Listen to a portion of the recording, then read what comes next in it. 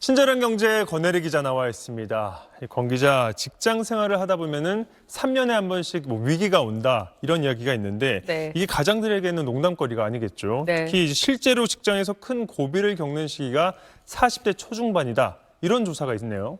네. 대한민국의 가장들이 돈을 벌다가 퇴사나 퇴직의 고비를 경험하는 시기. 사람마다 차이는 있겠지만 평균은 만 43세인 걸로 나타났습니다. 딱 지금 40대 중반에서 50대 중반까지 70년대생들에게 물어봤더니 이미 절반 정도가 퇴사의 고비를 경험해봤고요. 그 시기의 평균이 바로 만 43세 언저리였다는 겁니다.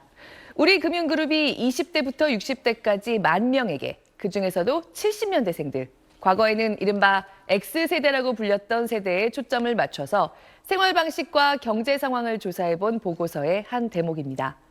43세는 최근 통계청 집계에서 한국인들이 생애 최대 흑자를 보는 시기로 꼽히기도 했습니다. 근데 이때의 흑자는요, 개인적으로 벌고 쓰는 것에 대한 얘기뿐만이 아니고요. 한마디로 세금은 제일 많이 내면서 내가 가져다 쓰는 사회적 비용은 제일 적은 시기라고 이해하셔도 무방합니다. 사회의 기여는 가장 많이 하는데 교육 비용이든 의료비든 나 자신을 위해서 사회에 달라고 하는 건 가장 적은 시기. 그야말로 우리 사회의 중추 역할을 하는 나이대라는 건데요. 20, 30대가 퇴사를 고민하는 가장 큰 이유는 이른바 번아웃으로 인한 의욕 상실 탓이 가장 컸지만요. 70년대생들은 평균 43세쯤에 승진에 밀리는 경우처럼 회사 내 입지가 흔들림을 느낄 때 퇴사를 고민했다는 응답이 가장 많았습니다. 하지만 이들 대부분이 미래를 도모하면서 그냥 참고 다녔다고 대답했습니다. 네, 세대별로 분석해보면 이런 70년대생들이 우리 사회의 대표적인 낀 세대라고 할 수 있죠. 그렇습니다. 이번 조사에서 응답한 70년대생들의 무려 43.2%가 자녀와 부모 양쪽을 모두 경제적으로 지원하고 있다고 응답했습니다. 자녀와 부모를 각각 지원한다는 사람들까지 모두 합치면 70년대생의 85.3%가 부양의 부담을 지고 있었는데요. 이들은 미성년 자녀에게는 월 평균 19만 원의 용돈을 줬지만요. 대학생이나 대학원생 자녀에게는 평균 53만 원, 그리고 학업을 마친 성인 자녀에게도 월 평균 40만 원 정도를 지원하고 있었습니다. 60년대생 이상인 이른바 베이비부머 세대들도 5명 중에 3명꼴로 아직 부양 부담에서 벗어나지 못했고요. 지금 30에서 44세 사이인 이른바 M세대는 이제 71.3%가 부양 부담을 지고 있었습니다. 이런 가운데 70년대생 X세대와 80년대생 이후, 즉 MZ세대를 나누는 미묘한 분기점. 이번 조사에서 드러난 것 중 하나는 가족관이었습니다. 지금 보시는 것처럼 MZ세대까지는 아직은 가족보다 내가 중요했습니다. 70년대생들로 넘어오면서 이 가치관이 역전되기 시작합니다. 가족을 나 자신보다 앞에 두는 사람들이 더 많아지기 시작하는 세대. 우리 사회에서는 70년대생부터였습니다. 세대의 특징인지 나이를 먹어가면서 자연스럽게 나타난 변화인지는 좀 더 시간이 지나봐야 확실해지겠죠. 아무튼 가장 부양 부담이 큰 70년대생들은 노후 준비, 본인의 노후 준비를 하고 있다는 사람은 5명 중 2명 정도밖에 되지 않았습니다. 이렇다 보니까 무리도 좀 하는 세대입니다. 대출을 받아서 주식 투자해본 경험이 가장 높은 세대였습니다. 그러니까 괜찮은 투자처가 있으면 대출을 받아서 투자할 수 있다는 사람도 10명 중 7명 꼴이었습니다. 네, 이 조사는 조금 안쓰럽기도 한 것 같습니다. 70년대생들이 회사 사람들이 나를 싫어한다는 기분을 가장 많이 느끼는 세대라고요? 네, 주변에서 나를 속된 말로 꼰대라고 하더라. 그런 말을 듣기도 하고 스스로 동의도 한다는 사람의 비율이 가장 높은 세대였습니다.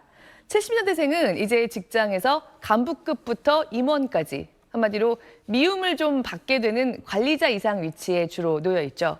네, 실제로 20대인 G세대와 30대에서 40대 초중반까지의 M세대가 지금 회사에서 악당이 몰려있는 나이대라고 가장 많이 꼽은 세대이기도 합니다. 네, 물론 그중엔 정말 다른 사람들의 회사 생활을 너무 힘들게 만드는 악당도 있겠지만요. 세대차를 극복해 보려는 노력도 70년대생들이 은근히 열심히 수행하고 있는 과제 중에 하나였습니다. 특히 아직 관리자를 단 지 얼마 안 된 과장, 차장 때보다는 부장님일 때 제일 노력을 많이 한다고 대답했습니다. 네, 권 기자 이번 주도 잘 들었습니다. 친절한 경제 이번 주도 권혜리 기자와 함께합니다. 권 기자 3분기 우리 경제 성적표가 하나둘 나오고 있죠. 네. 가장 눈에 띄는 숫자 하나 꼽으면 어떤 겁니까? 네, 지난 주말에 통계청이 3분기 가계 동향을 발표했는데요. 특히 눈에 띈 변화가 있었습니다. 가구주가 40대인 집들의 월 평균 사업 소득이 1년 전보다 무려 13% 넘게 감소했다고 나온 겁니다. 네, 우리나라 가계의 경제 상황을 지금과 같은 형태로 집계하기 시작한 게 2006년부터인데요. 비교가 가능한 그때 이후로 가장 큰 폭의 감소세입니다. 가구당 월 평균 107만 4천 원이란 숫자 자체는 평균이기 때문에 큰 의미가 있다고 볼 수는 없지만요. 그 흐름에는 의미가 있는데요. 지난 2년 동안 꾸준히 증가해온 40대 가구주 가정들의 사업 소득이 3년 만에 다시 코로나로 인한 거리 두기 방역이 절정에 달했던 2021년 3분기에 105만 천 원과 크게 다르지 않는 수준으로까지 밀렸습니다. 전 연령대에서의 사업소득은 지난 분기에 0.3% 그래도 소폭 늘어났는데 유독 40대 가구주, 40대 가장들의 사업소득이 역대 가장 큰 폭으로 줄었습니다. 네, 40대가 가장인 집에서 유독 감소했다. 이 이유가 뭔가요? 역시 내수 부진을 꼽습니다. 40대 자영업자들이 몰려있는 도소매업의 타격이 그 정도로 심각한 상황이라는 걸 보여준다는 겁니다. 네, 우리나라 40대 자영업자들이 115만 명 정도 되는데요. 그중에서 5명 중 1명꼴로 도소매업에 종사합니다. 네, 사람들이 뭘 새로 사야 이 40대 가장들이 운영하는 가게들이 유지가 되는데 그야말로 지갑이 닫혔습니다. 소매 판매액 지수 지금 2년 반째 역대 최장 기간인 10분기째 감소세를 이어가는 기록적인 소비 부진이 이어지고 있습니다. 3분기에 가구들이 쓴 돈, 생활비가 월 평균 290만 7천 원으로 집계되는데요. 이를테면 그중에서 의류와 신발에 쓴 돈의 비중이 3.9%에 그쳐서요. 이것도 역대 최소를 기록했습니다. 잠깐 생각해봐도 살림살이가 빠듯할 때 제일 먼저 포기하는 게 보통 새 옷, 새 신발이죠.